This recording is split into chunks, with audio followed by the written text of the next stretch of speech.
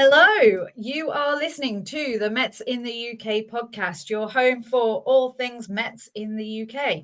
You can find us on Spotify, YouTube, and all the good podcasting hosts. We're on all of the socials. You can find us on Facebook, Instagram, X, and now Blue Sky. We're at Mets in the UK, or you can use the hashtag MITUK to get involved. This evening, I have my usual partner in crime, Tom, with me. Evening, Tom. How are you? Good, thanks, Toria. How are you? I am all good, thank you. It's a bit weird because we're on a Monday. Yeah. It's a Monday today. We're normally a Tuesday. And we are a Monday because we are delighted to be joined by John DeMarsico this evening. Hi, John. How are you? Hi, Toria. Hi, Tom. Thanks for having me. I'm great. Good. We are absolutely thrilled that you are with us. For those of you who don't know John, what on earth are you watching? John is the director for our beloved SMY, bringing us all of the things that we vision when we think about our incredible memories, especially of the last year. It's the work that John and the team do that bring those memories to life for us. I personally, for me, I think that's a really special thing. You know that, you automatically visualize those moments, right? And it's what we see on the television. And we have John and the team to thank for that. So we really appreciate you giving us your time, John. Yeah, of course. Thanks for having me. This is great. Amazing. So to jump right in, I mean, let's go back to the beginning, right? Did you always want to work in production? I mean, how did you get into it, and ultimately, how did you find your way to SMY? So I guess a logical starting point would be to talk about my fandom as a kid. I grew up a diehard Mets fan. Diehard. Didn't miss a game. Here in the States, we have back in the day, used to have to, because I lived out of state. I wasn't in New York. Okay. I grew up in North Carolina, but my dad's from Long Island, and he was a Mets fan, so I was a diehard Mets fan. And so he had the DirecTV satellite package where we could watch every single game. So we watched every night, and I was a diehard. And then I went to school, and I didn't know what I was going to do. I actually majored in film. So I was a film studies major. So I thought I was actually going to be in that field. I thought I would be editing or writing or doing something in production, like cinema production, or television or whatever may be. But my Mets fandom was always there. And so when I was looking for internships during my my junior year of college, I looked at SMY and I decided to apply. This was the summer of 2009. I got the internship. I spent whatever life savings I had at that point to move up to New York for the summer. And I was in the TV production truck for like 35 games that summer, home games. And it was just kind of a light bulb moment for me. The moment I walked into the truck and saw the way, this thing that I've been watching my whole life was made.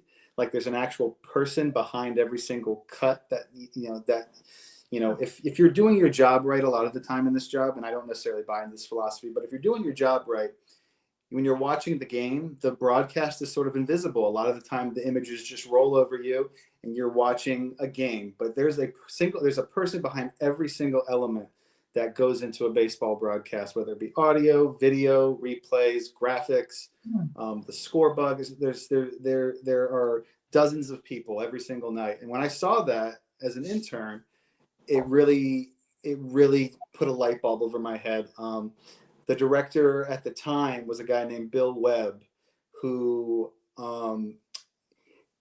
for lack of a better phrase, he was the first sort of rock star director. He was the Fox World Series director for 20 plus seasons. He was their first director when they got the baseball package. So he more or less crafted the way baseball looks on Fox for viewers. And he was the SNY director when they started in 2006. And I was lucky enough to, not only be with him during my internship, but be with him during the kind of the launch of my career. So when I saw him direct during that internship, it really clicked for me that, oh, this is live editing. This is the same skills that I've been developing in college, but it's harnessing that through the prism of baseball, which I sometimes feel like I speak better than English. So it was really a moment where I go, oh, this is where I belong.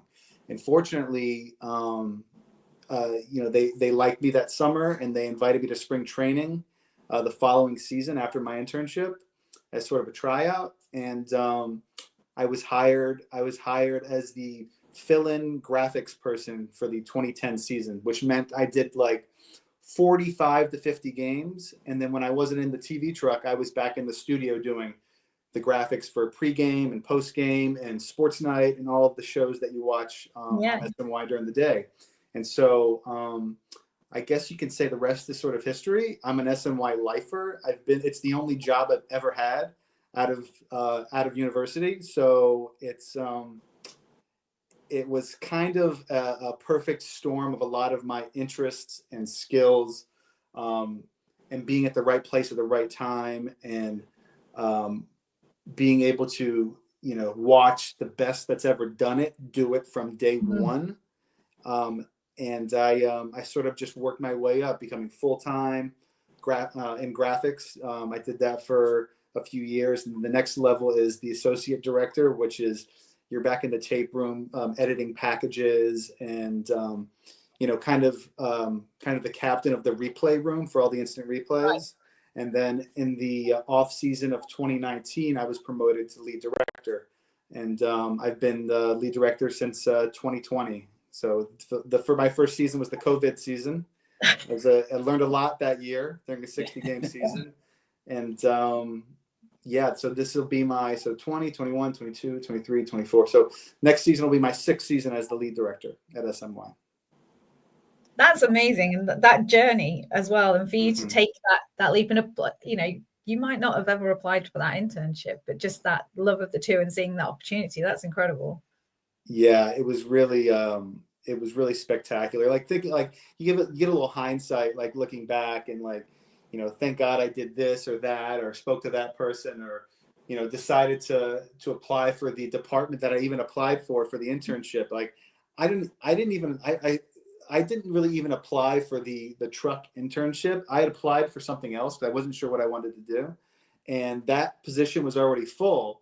And fortunately for me, the person in charge of the internship program, she gave my resume to a different department. And that department just happened to be what they call remote operations, which I had no idea what that was. But it was the production truck. And it's just like the universe was working in my favor that day. Absolutely. I mean, one of the things you just talked on there, I just want to sort of touch on that, was the live editing side of things. There's got to be a pressure that comes with that on the job, surely. Yeah. So it's, the mechanics of the verbal editing that I do as the director, they're all verbal cues. So I don't physically touch anything. I'm not editing anything live. There's somebody sitting beside me wearing a headset, listening to all of my cues. And I have the monitor wall laid out in front of me, and I'm cueing cameras and replays and graphics, and everything's verbal. But it all follows the same sort of playbook or, mechanics of an actual post-production editor. Like the rules still apply. Like you want to avoid jump cuts. You want to try to cut wide to tight to wide. You don't want there to be too much tight back to back to back. Want to cut on action. So the same mechanics that I learned in school sort of still worked for the verbal live editing. But it's the fact that it is live. You're going to make mistakes. Like it's live TV. I've never counted like how many cuts I make during a game. I mean, probably 1,000 cuts during the game, maybe more than that. I may be underestimating that. I've never cut a perfect show. And that's something that my predecessor, Bill Webb, always said too. He's never cut a perfect show because it's not possible. But I try to make every single cut that I take with intention. I don't like to cut just to cut. And so it's, you have to enter every night with a sense of, first of all, knowing the baseball, knowing the mechanics of baseball. How and baseball is an interesting sport to cut live because unlike other sports, basketball, football, soccer, hockey, it doesn't go left to right on your television screen. And so once the ball's put in play, it's kind of chaotic. Like you have to keep track of where the runners are, where the infielders are, what's the most important information to convey to the viewers at home for them to understand what's going on the field. All of the runs are scored away from the ball most of the time. And so it's very hard to show players scoring and where the ball is in relativity. And so you have 1,000 little mini decisions to make every single game. And so the baseball knowledge is comes first. Secondary is the TV kind of mechanical knowledge, like knowing when to cut and the verbal cue when to say it and when to implement effects and graphics and whatnot. That makes sense. So, I mean, what does a typical day at work look like for you? You kind of touched on it a little bit there, but sort of from start, when you first arrive at City Field to sort of the end of your shift, what does that look like? So, having done all of the production positions before, the day starts for the production unit very early. I don't necessarily get there that early anymore. But I'm talking about the awakening of the truck. I mean, the truck will park the night before. So we're talking, if we're on the road or even at home for the first game of a homestand, the truck will park that night wherever it's coming from. It could be coming from anywhere. We'll park that night, and then it will power up in the morning for a 7:00 game. It'll power up at, I don't know, for the first game of the series, 10 a.m. for a 7 p.m. game. So we're talking, maybe a little. Actually, you know what? Probably a little earlier than that for the first game of the series. Probably like 8 a.m. So probably like 11 hours before first pitch. The engineers will be the first one in. The engineers on the truck to make sure all the equipment's ready, and then the crew will come in and literally build the show. The cameras are stored in a belly bay underneath the truck. They pull the cameras out, put them on a cart, bring them to their position, build the cameras. Everything gets cabled back to the truck. Microphones go out. The whole thing is it's a mobile. It's really like the traveling circus. It feels like at some points. Like we travel to all these cities. We pitch a tent and we put on a show. And there are dozens of people responsible for setting up and making sure everything's working before guys like myself and the announcers even get to the ballpark. So that awakening happens while I'm eating my breakfast, frankly. And then I like to get in between, depending on the game and depending if it's the first game of a series and depending how things are going with the setup, I like to kind of check in the morning and our guys on the ground and, hey, how are things going? If things are not going great, I'll get there a little earlier, maybe around 2. But I like to get in around that sweet spot of like 3 o'clock, 3:30. And so I'll get in, I'll get to my position. I'll get the lineups from the Mets and kind of fill out my scorecard and kind of, see who's pitching that night or who's available in the bullpen, or kind of catch up on just the latest news of the day that may come up, over the course of a day. Then and then the producer and I will walk up to the broadcast booth, and we'll meet with the announcers. It's a pretty informal meeting. We just kind of just chit chat, and then we'll have dinner with the announcers, and we'll talk about the game, talk about the broadcast. But it's really not a production heavy conversation or dinner. Not I wouldn't even call it a production meeting. It's just kind of catching up and having dinner with your friends. And then towards the end of dinner, we'll say, hey, what do we want to talk? What do we want to do in the open tonight when we come on camera for the first time? And we'll talk about that for 10 minutes, and then we'll say, okay, that's it. And then we'll go downstairs, Greg and I, the producer, and I'll meet with the camera guys. Again, very informal, very little to actually do with the game coverage itself, because our guys are so good and they've been doing baseball for so long. I don't really need to go through the the X's and O's of broadcasting baseball with these guys. They're professionals. They've been doing it since before I was born, some of them. So I'll chat with them, have a coffee. And then as we get close to 7:00, I'll meander over to the truck, sit down in my seat, put my headset on, say ready to go. And then 7:00 hits, we're live. And so it's a very relaxed atmosphere, and that's by design. We don't want to tie up the crew with a lot of pre-production. Of course, we have to do that sometimes, just because whether or not we're going to do the open live or not. So, but we don't like to tie up the crew with a lot of ideas pregame, because we want them to sort of have carte blanche to be creative during the game. You don't want to tie them up too much. You want them to if someone sees something, I want them to shoot it. I don't want them to be afraid of losing their assignment and miss the shot. So I prefer that style of direction rather than having strict guidelines with the camera crew and audio people and replay people. Oh, that's fantastic.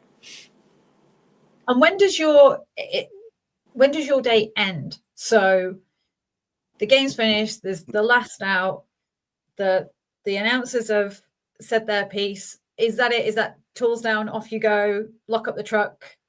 Fortunately for us, when the games end at home, once we're off the air, we're done.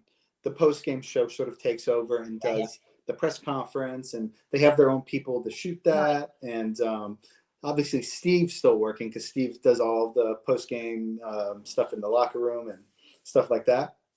On the road, it's a little different. We have a few more responsibilities, whether it be like feeding an interview to the studio that they may need. We have to linger a little bit longer, but not that much.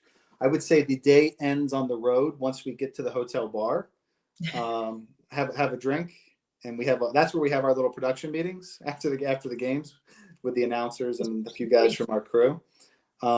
So there's not a lot of responsibilities after the games other than trying to find your way out of the ballpark. Nice. And so it sounds like, it is very full on, obviously, during the season and all of the travel that you have. So what happens during the off season? What do you do to keep yourself occupied once the buzz of the season's over? I know recently you did kind of a film showcase, right? Do you still kind of keep your hand in with doing those kind of bits and pieces, or? Well, I guess you'd take a break for a while. Yeah, definitely take a break.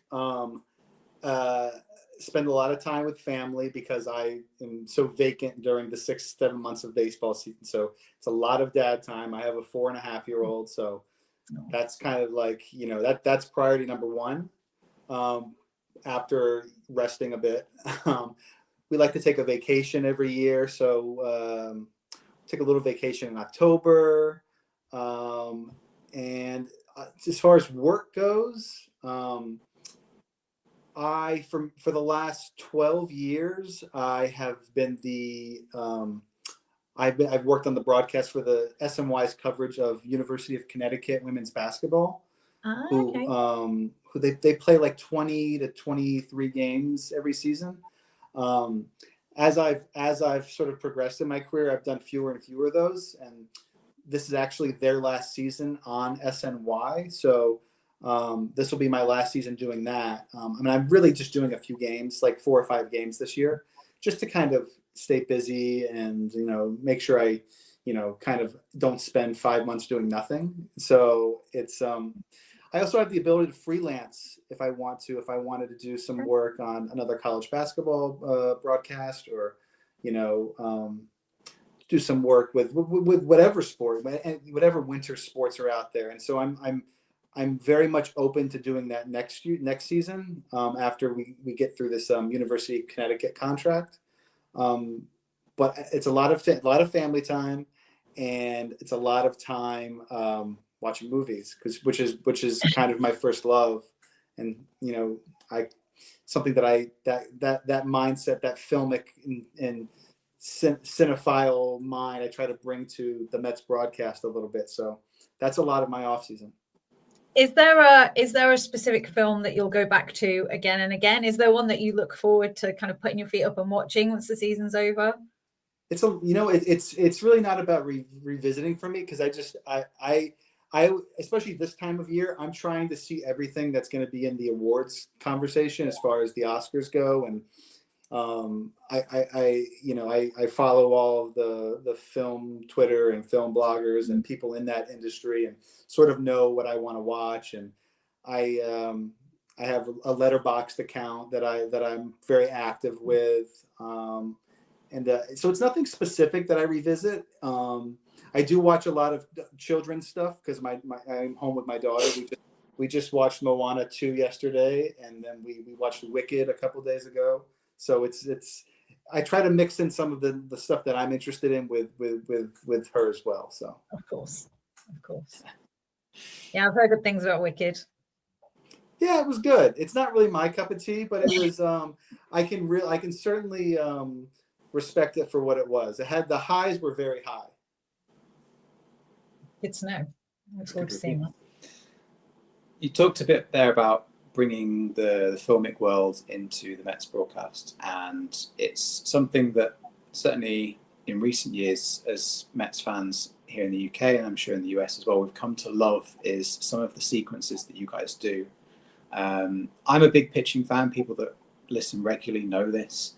My absolute favorite bit is when you guys do the split shot between the pitcher and the batter, and there's like the stare down between the two. There's another one which I know Toria is very keen on, where the time there was Angel Hernandez behind the plate, and there was up to a clown that happened to be in the crowd at the time. Moment of TV ever.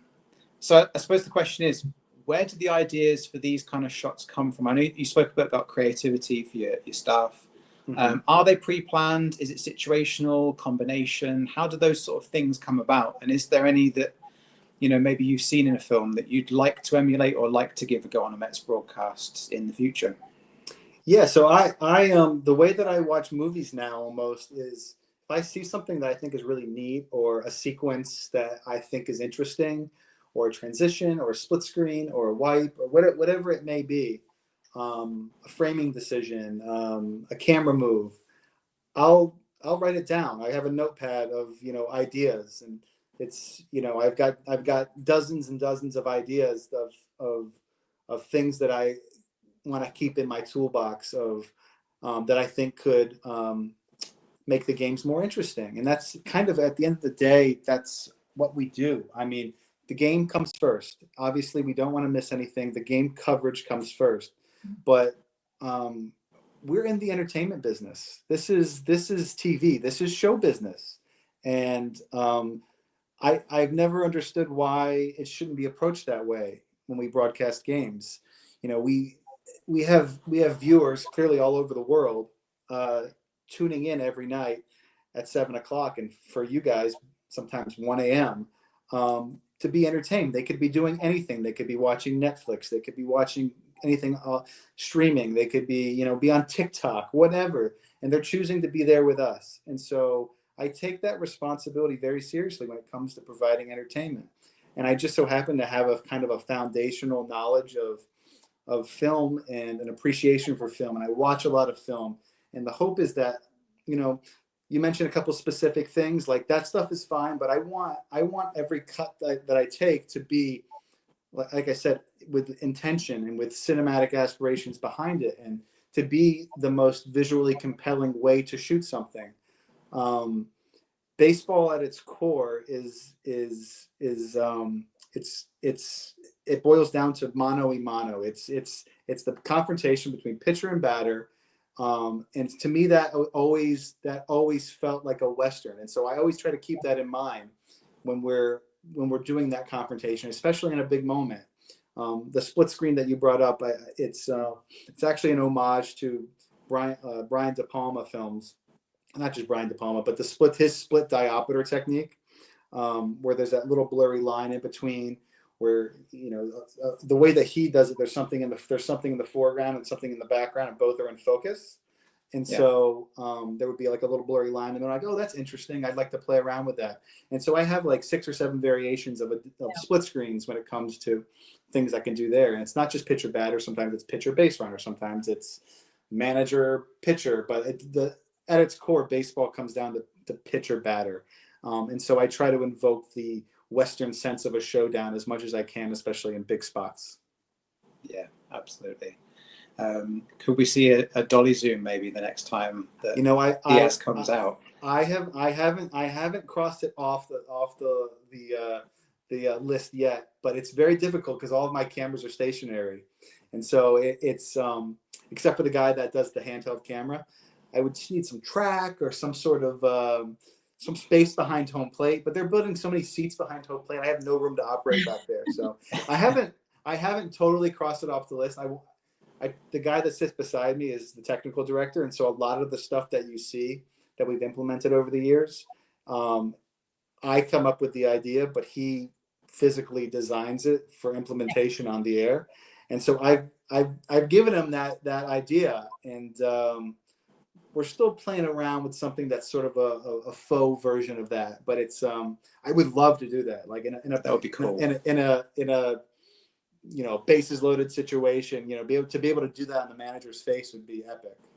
I think, one of epic's the right word. The first time that we got to see the Diaz entrance from start to finish was literally it was goosebumps. And I'm dread to think how many times that's been played on YouTube and stuff now, but it's that I remember being sat there at that moment, I was just speechless because you're just watching it, because you hear it, and you know that it's happened as a viewer, because it always goes to break and it's come back and he's on. Great. The first time we got to watch it, and the effects and everything was just incredible.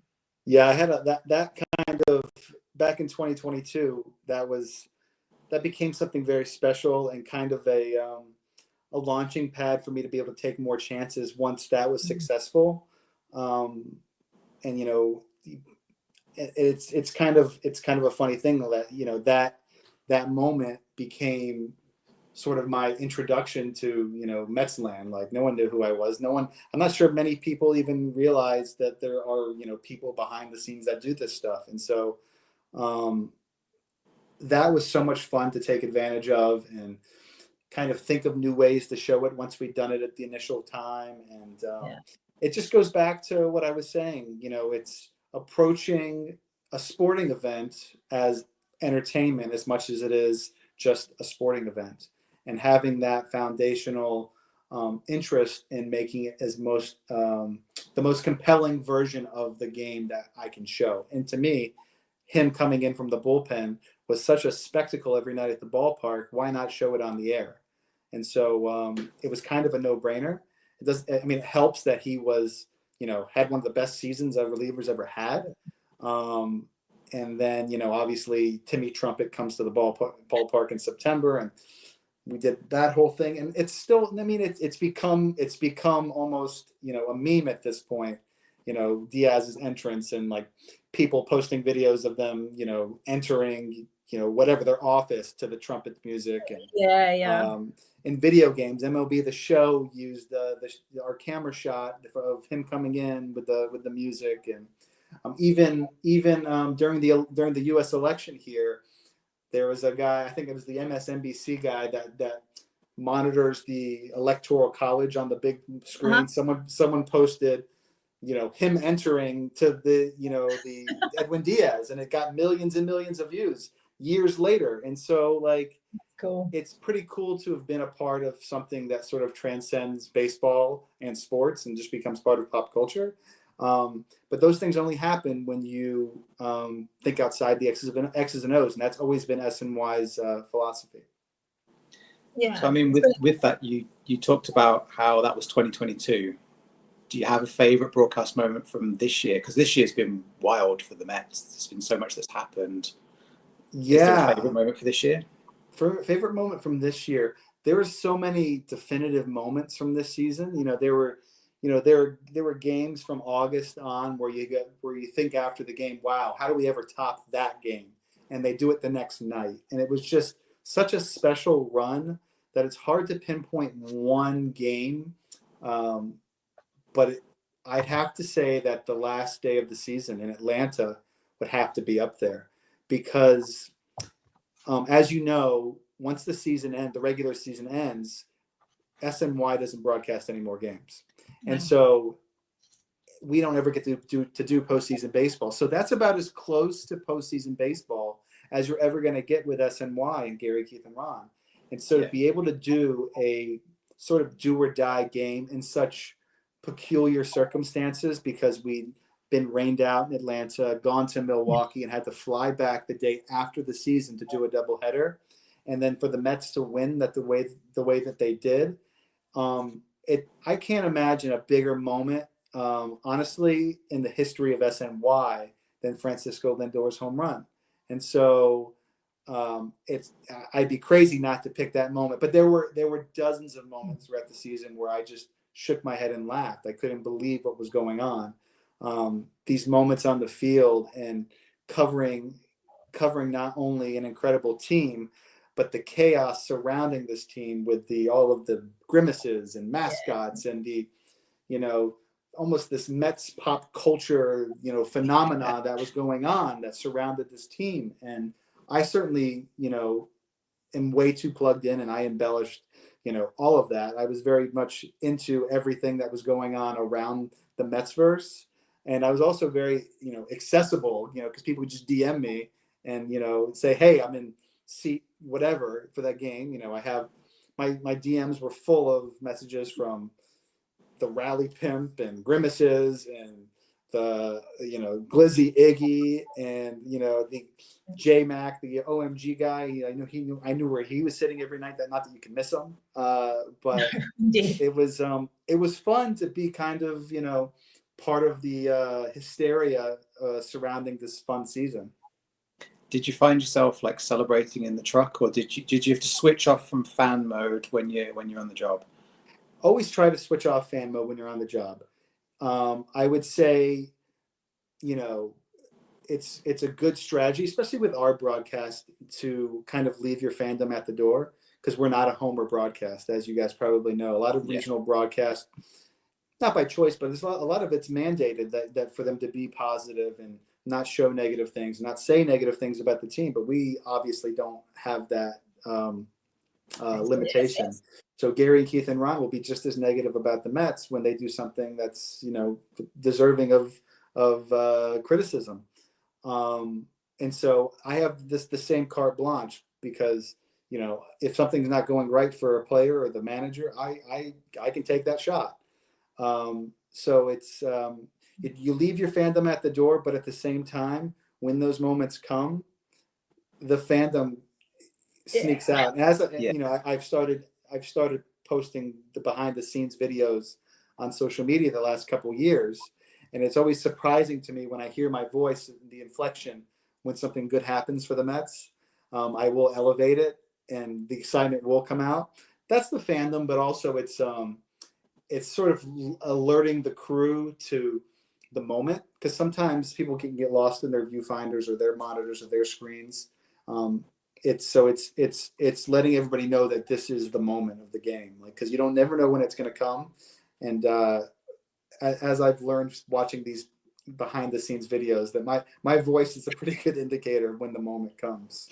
I was going to bring that up, actually, because it is noticeable. That is something that you've been doing this last couple of years, and it seems to have been received really well. I think as fans, and many of us that watch day after day after day, to get a glimpse of what goes on behind the scenes just gives that bit of appreciation. You said earlier, about how people necessarily think about the fact that there's a whole team of people making this shot happen for them to enjoy. Was that a conscious decision to start showing those, or what was it that kind of made you have the thought to start letting people in behind the scenes? I talked about that light bulb moment for me the first time that I walked into the truck. It was pretty magical. So one of my favorite things to do now is when I get somebody that wants to visit the truck, or an intern, or somebody new to the business, and kind of letting them sit down next to Greg and I, the producer, and just watch a game and seeing their reaction and showing them how this thing that they've watched their entire life is made. And so I've always loved doing that, giving truck tours and, you know, giving people a behind the scenes look in person.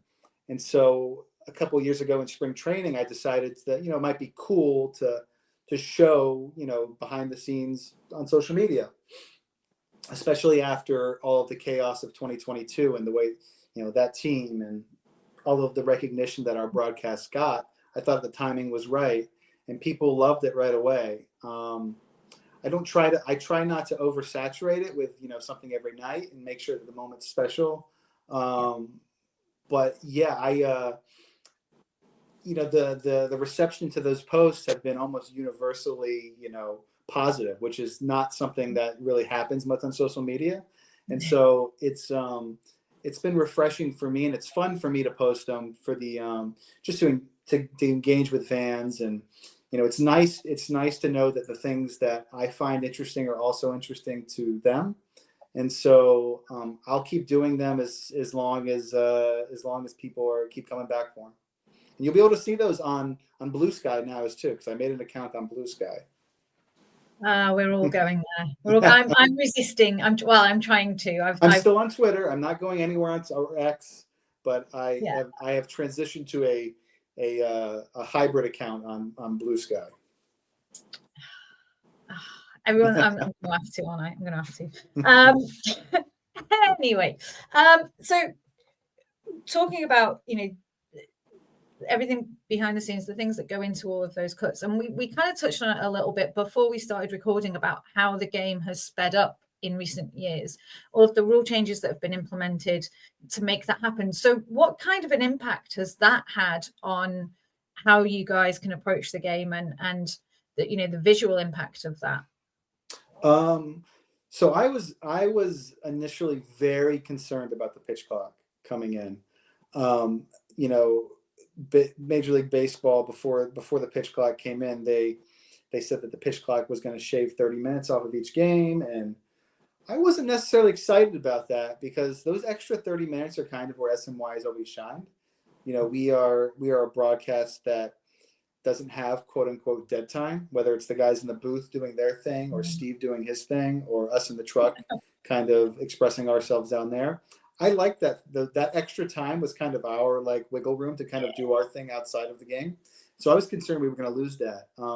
We've certainly lost a lot of the flexibility to do those things all of the time, but it hasn't impacted us as much as I thought it would. Fortunately, we're still able to do the majority of our ideas. We just have to be a little more kind of situational about it. You know, you don't want to do something crazy if there's not a foul ball. You want to wait for a little more, you have that extra 5 seconds on the pitch clock. You know, you have to do a lot more stuff between batters now. So it's just, you have to be a little more strategic about it, which we work with the best in the business, and our guys in the booth are second to none, obviously. So we're able to all work off of their speed, and it's sort of it's a fun tug of war between the booth and the production guys. Sometimes we'll lead them and sometimes they'll lead us. And we've done so many games together, we can mostly finish each other's sentences. And the guys in the booth sort of know everywhere I'm going to go before I go. And I know what they're going to say before they finish their thought. And so that leads to being able to think 5, 6, 7, 8 steps ahead. And whether you have a pitch clock or not, that you're able to pretty much, you know, attack the game the same way, regardless if there's a pitch clock. Yeah, I think, again, this is something that we spoke a little bit about. I think for us at home, especially over here, we quite like the pitch clock because we get to go to sleep a bit sooner. Yeah. But you're right, you know, it does. I mean, you know, perhaps not quite so many wacky Gelbs moments. Yeah. And, we'll still mix them in. You still get them in. You still get them in. But yeah, you know, it is that kind of extra time. That's kind of where I was looking with that. But it's good that, you know, it's not kind of compromising the delivery of the game, you know, like you said. Yeah, you're still gonna get an SMY broadcast. No matter what happens in the peripheral of the rules, or whether or not there's an extra runner, or there a ghost runner in extra innings, and it doesn't matter. You're gonna get Gary, Keith, and Ron, and you're gonna get our best shot every single night. So, of course, you've mentioned Gary, Keith, and Ron, and Steve, and we all love them. Obviously, as you said, they are the best in the business, and that is objectively so, not just us. I mean, it must be a lot of fun working with those guys. Have you got any kind of favorite or standout moments that come to mind with working with that team? On the air, there have been so many moments that it's hard to key in on just one moment. It's really a special relationship that we have with those guys in production and the booth. I mentioned earlier, half jokingly, my day ends once we get to the hotel bar after a road game. But it's those moments together that we're able to kind of just decompress and kind of digest what just happened. And we come up with our best ideas then too, because it's still fresh. In this job, you're going a million miles an hour for 3 hours. It's hard sometimes just to go to bed. So you kind of need to decompress a little bit. And so being able to spend time with those guys outside of work, and the respect that we have for each other, that is kind of the fun part, because there's the baseball team, and they do their thing, and they're playing every night, so that's we travel with them sometimes, but it's really our team is Gary, Keith, Ron, Steve, and us in the truck. Myself, Greg Picker, our producer, our associate director Eddie Warman, and our associate producer Tom Rockland. So the 8 of us are really our own team and our family during the course of a baseball season. So I don't know any different, because I've only ever worked at SMY, but I don't think it's like that everywhere, to have the consistency with the personnel that we have. Our producer's been there since day one, 2006. Obviously, Gary, Keith, and Ron have been there since day one. My first year was 2009, and the guys in the AP and the AD are right behind me. And Steve's been there for, I think, 11 or 12 years now. And so to have that consistency, obviously you have to be good at your job, but at the same time, we all get along, and we're all super tight. And I genuinely enjoy going to work every single day with those guys, and it includes the booth. You can't have a better tool as a director than a booth that's able to digest and react to the shots the way that they do, and break down and analyze. It's so unspoken. Like, I rarely have to key into their headsets. We've been working together for so long that it's you know the ebbs and flows of the game and where someone's going, and it's that, I would say, is my favorite thing about those guys. What they do on the air every night is incredible. They are the perfect blend of comedy and entertainment, but also like nuts and bolts baseball that you can get. But I prefer them off the air, because they're just as good off the air as they are on. I've got to ask the question at this point. You said about coming up with ideas. Whose idea was it for Steve to eat the vending machine food? Because that was true comedy gold as far as the broadcast goes. I was laugh crying at that. It was just so funny, and the genuine concern for Steve's well-being as well. Just it was great broadcast. So where the TV trucks are always usually set up at all of these ballparks are sort of in the loading dock area of the ballpark, next to the dumpsters. And there's always like porta-johns and vending machines and gross stuff like all around the truck. So if anyone thinks I work in a glamorous business, I just tell them that I just follow the smell of garbage if you want to find me, because that's what it is. So no, I saw this vending machine outside the truck that had all of these disgusting items for purchase there. And that night we all went to get to dinner, our whole crew. That was in April, and we sat down. We were talking about the broadcast and what we should do the next day. And I go, we need to shoot the vending machine outside the truck so we can talk about that on the air. It's disgusting. And then Steve was like, why don't I get some food out of it and like eat it on the air? I was like, perfect. We have to do this. And so the next day we shot it, and obviously Steve got like the burrito or something and ate it live, and we put like horror music underneath it, and it became a whole thing. And so it's just sort of one of those organic things that we try to do to keep it loose. And also we always try to, for better or worse, give the audience at home a sense of place wherever we are, what city we're in.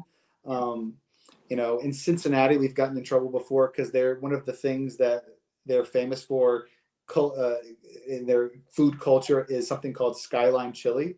And it's this heinous, chili gravy on a hot dog with cheese. And it's just disgusting, visually and to taste.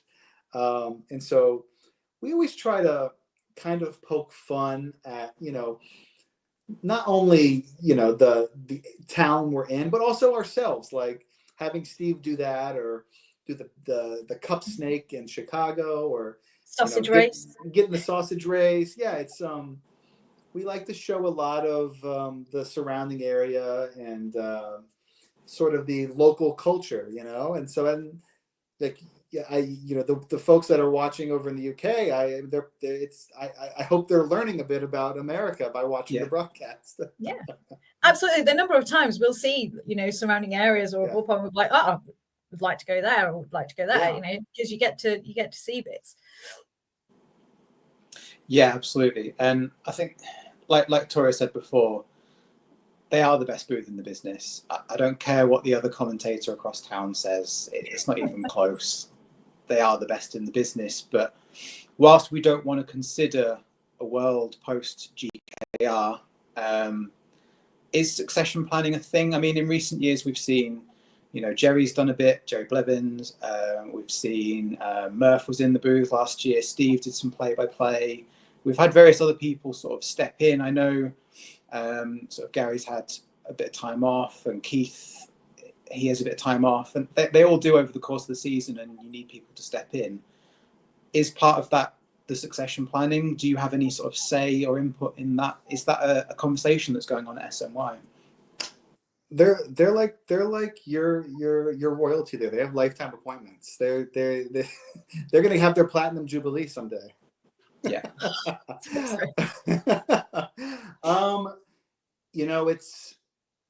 It's something that obviously we've thought about. None of the guys have expressed any interest in a departure or set a departure date, or, obviously they're not getting any younger, but also they're really not slowing down at all either. So I think right now it's obviously not my decision.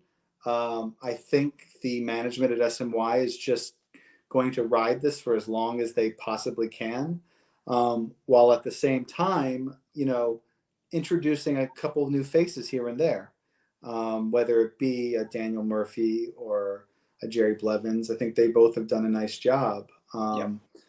But it's impossible shoes to fill. So it's something that is not in the forefront of management's minds, I think. But it certainly exists. I mean, Father Time is undefeated, so we're aware of that. But at least as far as I know, there is no imminent plans or retirement plans for any one of the three. So that's kind of where I'm at there. And even behind the scenes, there's not really any talk of, maybe as they get older, they do fewer and fewer games. I don't know that there's ever going to be a kind of cut the cord, quick cold turkey moment. I don't see that being the case. Ralph Kiner was doing Met games until basically the day he died. And I think he was 89 or something when he died. And he would come into the booth 15, 20 games a year, even in his upper 80s. And so I'm not saying that's going to happen with these guys, but the precedent is there. And I know that they're still enjoying what they do every day. And so, and honestly, the most positive thing for that longevity may be the pitch clock, because we have made the game far less excruciating for them, because they're the ones that had to fill the extra time. And over the course of 162 games, 30 minutes a game, it adds up. And when you're that age, I think the pitch clock may have extended their careers. So that is certainly a positive. But we'll see what happens. But as of right now, I don't think that Met fans have anything to worry about. That's a relief. That's the answer we all wanted to hear. Yeah. Absolutely. You mentioned about UK fans. Do you guys track like international viewers? Is there any sort of surprises if you do? I wish that our it's not my department, but our person that like kind of tracks that stuff. I'll have to ask him and get back to you. I don't know that that's something that we track, other than just the engagement that I've seen from people like yourselves on social media. We certainly know that you guys exist. I think it's really cool that MLB is making the effort to make it more of an international sport, because the passion is clearly there. And so I would be actually interested to see that data too. I don't know the answer definitively though. That's okay. It's always worth an ask. So usually what happens is at the end of our episode, we usually have some quick fire questions, don't we, Tor? And we do. We're asking these because obviously you are a big Mets fan. So from a Mets fan's perspective, here are our quick fire questions that we always ask our guests on the show. We do. Sure. So nothing that's going to trip you up, right? First one. Favorite Mets player, past, present, or both? Mike Piazza. I was a catcher, so Mike Piazza was my guy growing up, and he was actually made his Mets debut on May 23rd, 1998, which was my 11th birthday. Oh, that's lovely. Yeah, wow, that's special. What level did you play college? Did you play college baseball? Yeah, all the way through college. Yeah. Oh wow. Amazing. How are your knees? They've seen better days. I can imagine. Okay, following on, sticking with the favorite theme, your fave Mets moment of all time. Favorite Mets moment of all time. Whew. Probably the Grand Slam single in '99. That would probably be, I was 12 years old. I'd not seen the Mets in the postseason ever before. And so that moment kind of catapulted my fandom to the next level, I think. I was born in 1987, the year after the Mets obviously won the World Series, so I've never seen a championship. So my favorite moments are sort of on the peripheral. Obviously, the Piazza home run after 9/11 was another huge moment. Yeah, I think those two would probably be the top two for sure. What a great age for that to have captured you as well, that moment in 99. Yeah, that's perfect age, I reckon. Amazing. And the final one, you have Steve Kearns checkbook. You've got a golden ticket. You can sign any player, doesn't matter whether he's available or not, just active. Any player to any position on the Mets. Who are you signing and why? Oh man, when is this airing? How about Juan Soto? Yeah, I think no. So I try to view things from not only a Mets fandom perspective. I want guys that are going to be good TV. I don't, I want guys that are going to make things interesting for me. So bring me in a closer or a reliever has a cool entrance song, and throws 102. Give me a guy like Juan Soto who is, he's done the impossible, which is make walking really interesting and fun. The way that he takes pitches is so, it's got such jazz to it, and like it's so interesting to watch. I really feel like he is a guy that we could really dress up and make a real TV star outside of just being a baseball star. So it's guys like that I would bring in. And I mean, if I had Steve Cohen's checkbook, I think that I would write it, make him an offer he can't refuse. I mean, bring him on board. So now I'll say Juan Soto. Well, from your lips, let's hope, and hopefully, I think it's winter meetings next week, right? So, all being well, things might start heating up. Fingers crossed. Tom, anything else from you? No, I am all good. Thank you very much. It's usually this time of the show that we say, if you are still listening, thank you very much for making it this far through. If you have enjoyed today's podcast, why not check out the rest of our guest series, which you can find linked on our YouTube channel under the playlists guest series. If you have enjoyed today's content, why not give us a like, subscribe, follow, retweet, repost, share it with friends, all of that good stuff. All the fun stuff. It helps us grow the podcast and reach more people here in the UK, Europe, and beyond. All that's left is to thank you, John. Thank you so much for joining us and for sharing your moments and your experiences and giving us a bit of a peek behind the scenes. We really appreciate you giving your time and all that you do for us. Certainly over here, you know, most of us rely on the TV footage. So as I mentioned at the top, right, you guys are responsible for a lot of the memories that we have when we think about our teams and we think about those plays. You know, it's your work that comes to mind. And I don't think you can underestimate that. So we thank you just so much for joining us. And I'll see you in April. Cheers. Thank you. Anytime, guys. I'll do this anytime with you guys. Thank Amazing. you so much. Thank you. All that leaves us to say, let's go Mets. Let's go Mets.